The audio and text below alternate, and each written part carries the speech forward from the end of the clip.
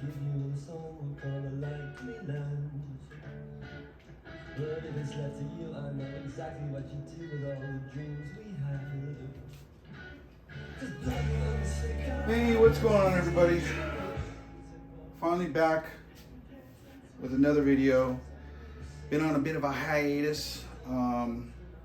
Just lots of things going on, and just hadn't been in the mood for shooting videos, and have a lot of things piling up, and I thought I'd try to get back into it and keep things going. So on that note, thought I'd give you a little taste of the Libertines. I don't see very many people talk about them in the VC, and I really like the Libertines. This is their second album, and this is self-titled. This is the Gatefold edition, numbered, limited edition of 2,790. I don't know how many they made. They don't have it listed in Discogs, but this was a very pricey record for quite a while. It still is.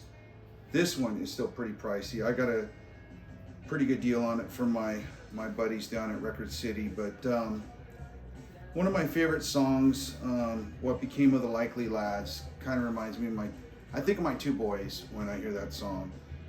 I really like that song. And Pete Doherty and Carl Barrett, I think is his name. They share the vocals.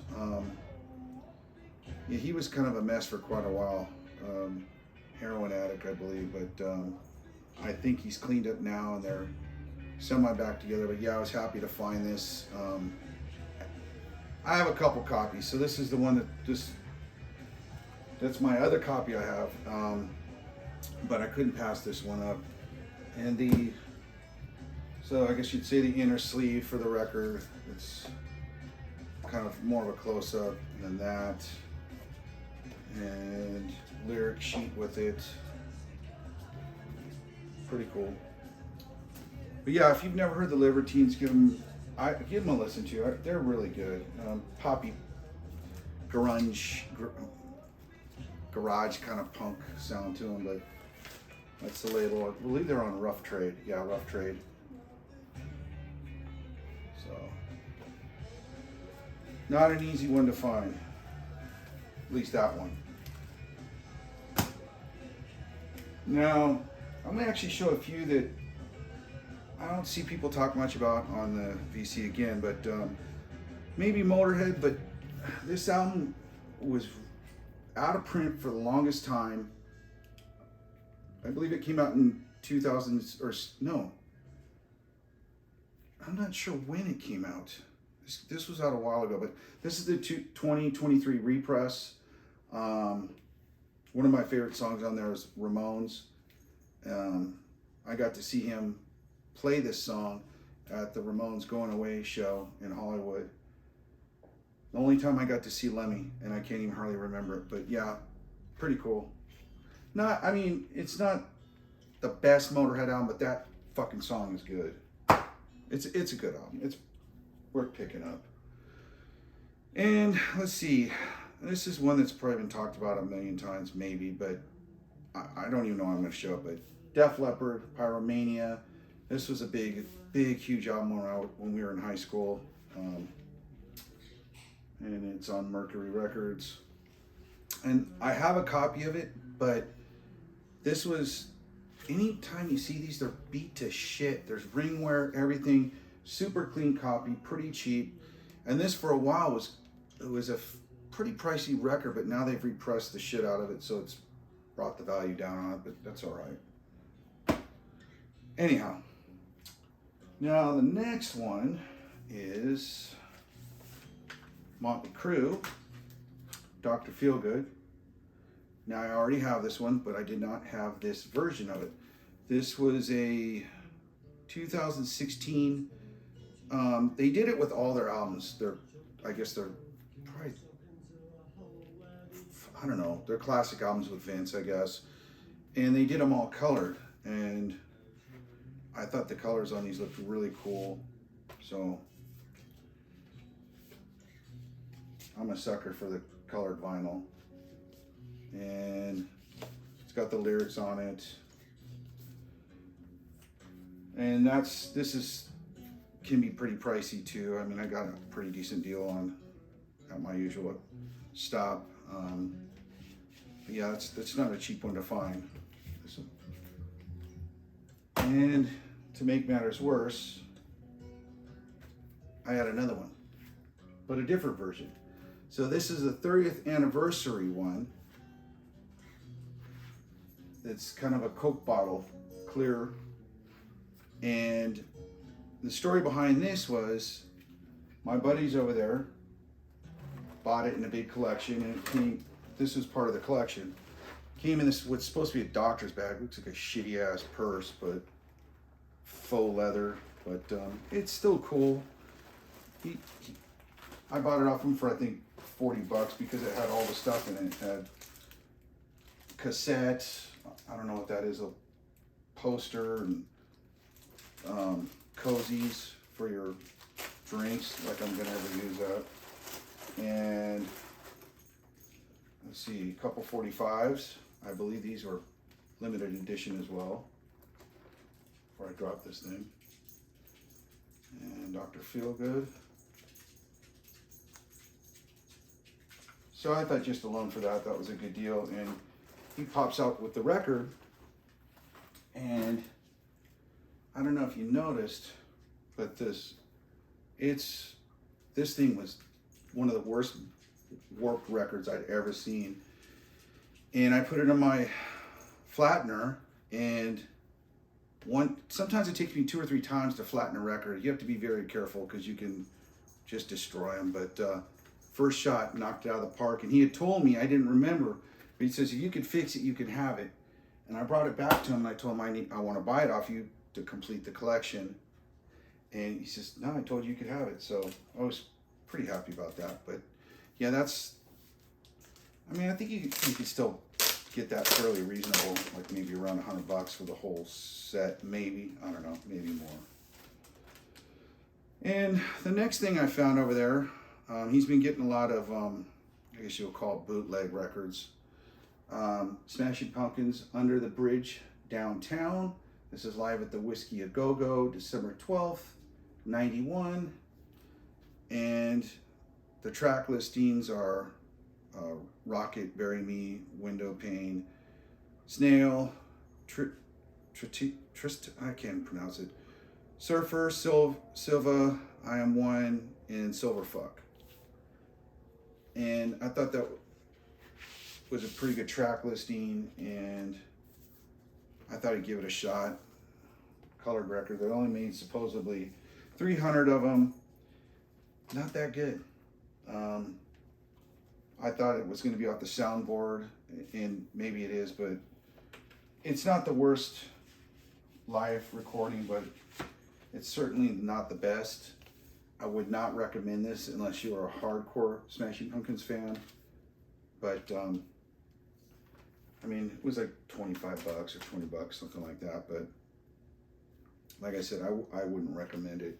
I mean, unless you're really hardcore. And let's see. The next two I'm going to show you again are something I don't see shown very often. And that's Bikini Kill. Now this is the EP. No, this is the EP. Bikini Kill EP. This is an OG copy. These are hard to find. Now they've repressed the shit out of them. You can buy them probably $25 or whatever. But to get an OG one, it's a little bit more difficult.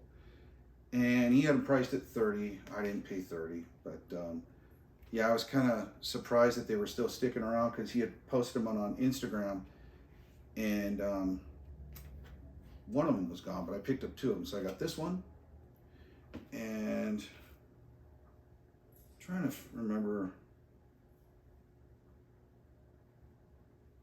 I don't remember what song I can't. It's been a while since I listened to this one, but it's not my favorite Bikini Kill, but it's cool. And let's see, there's what the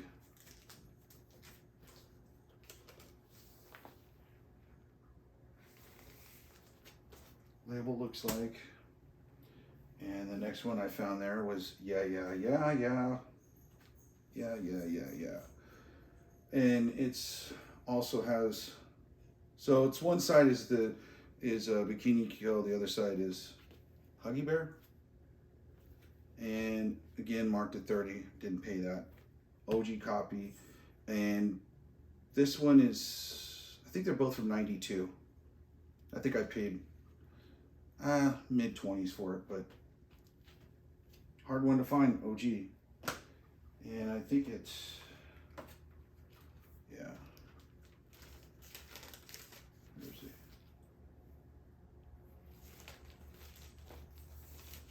That's what the inner label looks like. And let's see, the next thing, another one I don't see spoken about very often, the Mighty Bosstones. Now this is a repress. This is their second album. This was, I believe in '92 it came around, '91 or '92, and this was a 2016 repress. This is pretty good, Bosstones. This is their, you know, the earlier back you go, I think the better they are, but their new stuff I can't even hardly listen to. But it's on Tang Records, and I think he only had it marked at like around, I think it was under 15 bucks, and it just, I never see used Bosstones. So I figured I'm gonna grab this one, and it's pretty good. Can't remember what songs stick out the most, but I'll Drink to That, Bad and Plaid. I don't know. They're all good songs. It's a good album. I'd recommend that if you like ska. And let's see, this would be the last thing I picked up at Record City. I actually ordered this one. This is the Bronx, and this is number 4, the 4th album.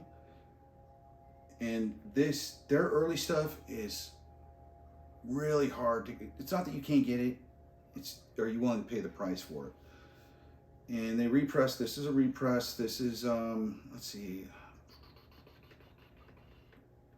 I want to say 2000, well, this is 2023 is what I believe when this was repressed this year. This originally was, I think, in 2012. And I think they repressed it in multiple colors. This is a clear one, which I'll show you in a second. But my favorite song is Along for the Ride. I mean, they're all good ones, but that song really stands out. Guy's got a distinctive voice, kind of gritty. They're punk rock. Pretty cool though. This is clear vinyl. And this is the other side of the sleeve.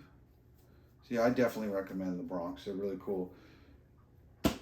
And while we're on that note, my brother and I, we went to Amoeba Records. He wanted to go there for his birthday, and I came across this in the new arrivals. This is Mariachi El Bronx. So this is one of their side projects. They're like a tight-ass mariachi band, believe it or not.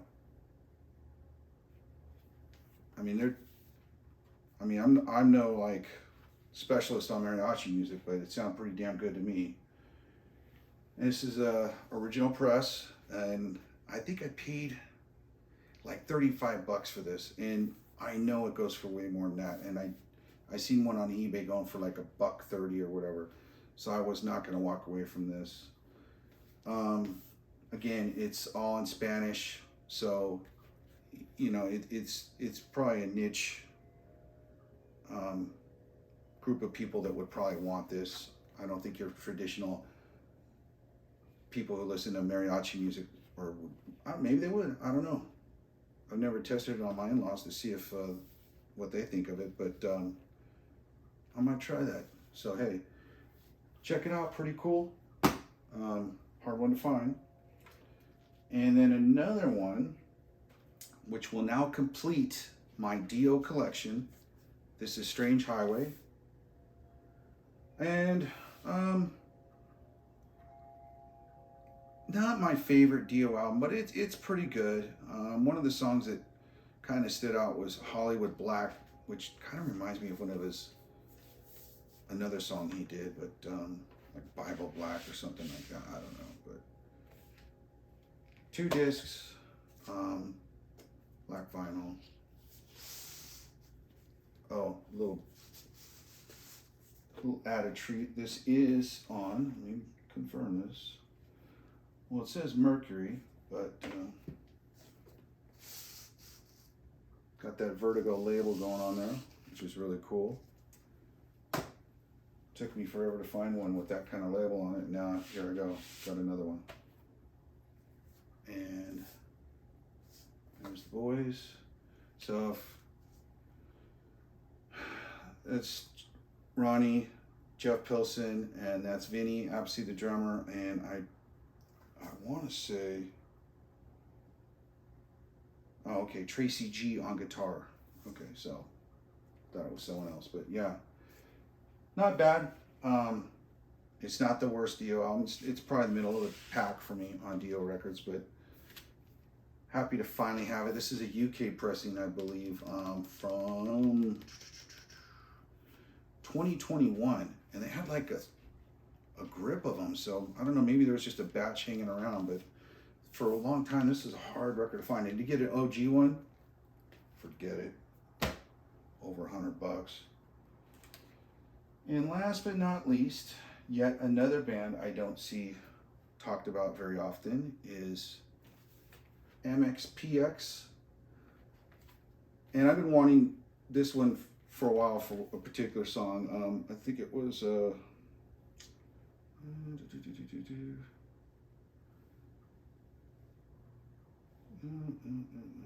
Chick Magnet. Yeah, I remember seeing the video years ago and really liking. I like them. I've seen them before. They're pretty good.